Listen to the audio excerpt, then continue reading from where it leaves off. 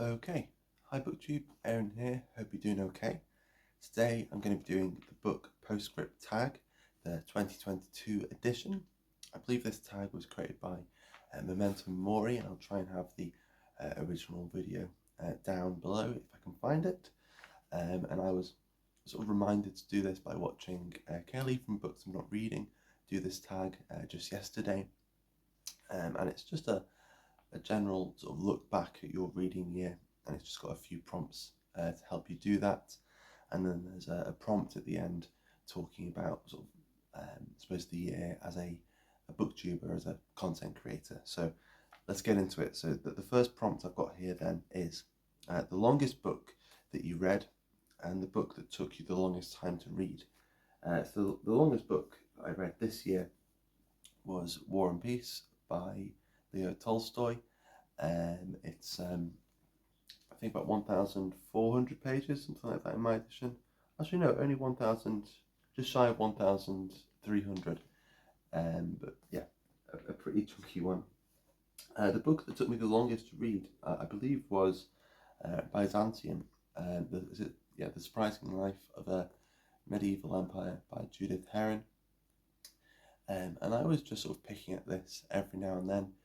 So it actually did take me a few, maybe about 4 months, something like that, to read, just because I was dipping in and out of it and sometimes going 2 or 3 weeks without really opening the book. So it took me a while, but it was really, really interesting. And there's lots of stuff towards the end of this that I'd love to read more about, particularly about during the Fourth Crusade. The Crusaders invaded Byzantium and took it over, and so then all the Byzantines had to kind of go into exile and went up into the kind of 3 capital cities then, sort of elsewhere that weren't Constantinople. So I'd love to read more about that, and also about the fall of, or the siege of Constantinople as well. But anyway, that was the book that took the longest for me to read. Then number 2 is a book that you read in 2022 that was outside your comfort zone. I was going to mention Cotillion by Georgia Heyer, that was a romance, but actually I really rather enjoyed it, and it wasn't really that much out of my comfort zone really. It was only, I suppose, kind of nominally outside of my comfort zone, but it wasn't really. So if I'm really being honest with myself, I think the one book that I can surely say was outside my comfort zone was Citizens by Simon Sharma. So this is about the French Revolution. And this book is really kind of, I think it's really depending on you actually knowing and having read about the French Revolution before actually reading this. And then it's offering a sort of different perspective on it. And so for a kind of novice like me, it wasn't really the best place to start. There's still some interesting stuff in there, but I think my relationship with this book is somewhat complicated. Then number 3 is, how many books did you reread in 2022? There are a couple of things I'm being a little strict with, so I'm going to say I reread 3 books in 2022. So I reread the selected poems of T.S. Eliot. I also reread Lord of the Rings by J.R.R. Tolkien, and that's one of the things that I'm being strict with myself about, is I'm going to count Lord of the Rings as 1 book, not as 3 books. And I also reread Dracula by Bram Stoker as well.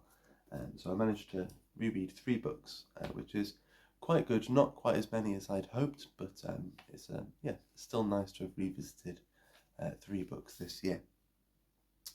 Number 4 is, what was your favourite reread of 2022? And it was Lord of the Rings. It was just, it just really reminded me of how much I love these books and how much I love reading as well, and how much these books made me love reading when I read them the first time, and they really made me love reading the second time as well. So it was a real delight to reread Lord of the Rings. Number 5, a book you read in 2022 that you look forward to rereading in the future. I don't have a single book here. I've been a bit cheeky. I've got 4. So my first answer here you've already seen. It's War and Peace by Leo Tolstoy. It's just such a big book. I did really love this translation, and I'd love to reread this translation. It's the Pavia Volkonsky. Is that the... No, I've probably got the name wrong. I think I'm getting them muddled up with one of the characters. No, Volkonsky translation. So the Pavia Volkonsky translation. But there are some other translations. I know I've heard the Briggs translation is pretty good as well. So I'd quite like to try War and Peace in a different translation at some point. I'd also really love to reread The Magic Mountain by Thomas Mann.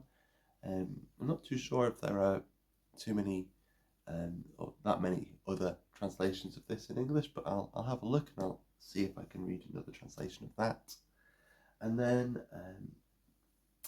two books by the same author that I read. There's In Memory of Memory, and also War of the Beasts and the Animals, both by Maria Stepanova, both translated by Sasha Dugdale. And both these books seem to be in conversation with each other. One is kind of like a commentary on the other, although I'm not sure which way round it is. And they do both demand quite a lot of attention. And so I'd quite like to read them both side by side, or one straight after the other, and just see what that experience is like. Then the sixth prompt is favourite single short story of 2022. My initial reaction really was to jump straight to The Overcoat by Nikolai Gogol. I read it in this, which is And the Earth Will Sit on the Moon. So his essential stories. And yeah, there's just something really, really weird but really beautiful about that story. I also reread a story, actually no, I read it for the first time, a story by Borges called, and I've got it written down because I'll say it wrong, Ibn Hakan al-Bokhari, Murdered in His Labyrinth. So I read it here in his collected fictions, and that's just such a weird story, but I just keep thinking about it, and particularly thinking about why it's told the way it is, and kind of what the effect of that is, what's actually going on in that story. So yeah, it's an interesting one. So if you come across it, I'd recommend it. And then next up, where are we up to? Number 7, Mass Appeal, a book that you liked and would recommend to a wide variety of readers. I would actually go with Beloved by Toni Morrison. Although it might not be the best for this prompt, I might not be the best person for this prompt. I do think a fairly wide range of people would want to read this book, and even if someone had no idea what it was about, I think you can communicate what it's about. You can kind of tread around it, but give someone an idea of what it's about quite well and engage it from there. But with what this book deals with, I have a feeling quite a lot of people would just want to engage with that, but I might be wrong. And then Specialised Appeal, a book you enjoyed but would be hesitant to recommend to just anyone. And I go with The Imposter and Other Stories by Silvina Ocampo. These are just really weird but brilliant short stories. Her style and the voice of many of her characters is often very dark and very cruel, and so that's kind of why I'd be hesitant to recommend it to just anyone. But if you have a particularly black sense of humour or particularly thick skin, I think you'd really, really enjoy the stories. They're very odd, very surreal, but really, really brilliant. And then number 9 is Reflect on Your Year as a bookish content creator.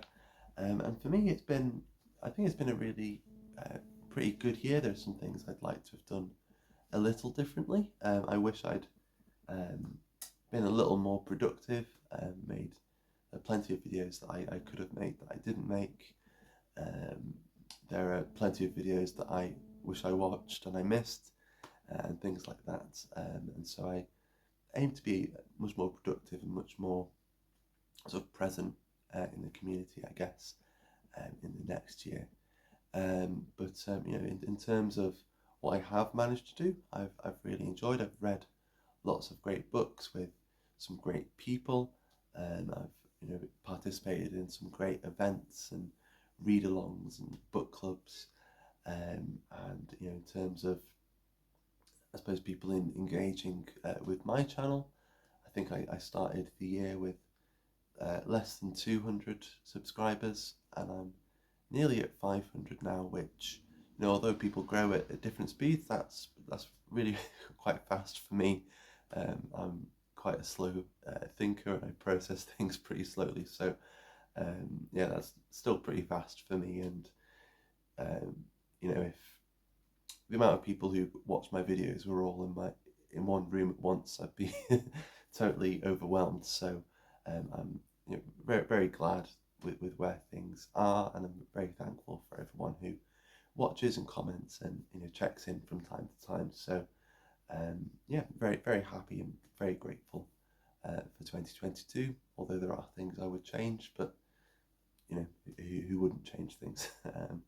So there we go. The last prompt is to tag people. This is, I suppose, a kind of end of the year kind of thing, and we're very quickly running out of days. So I'm not going to tag anyone in particular, but if you haven't done this yet and you think you can make it before the end of the year, then consider yourself tagged and go and make that video. So thank you very much for watching, and I'll see you soon. Bye.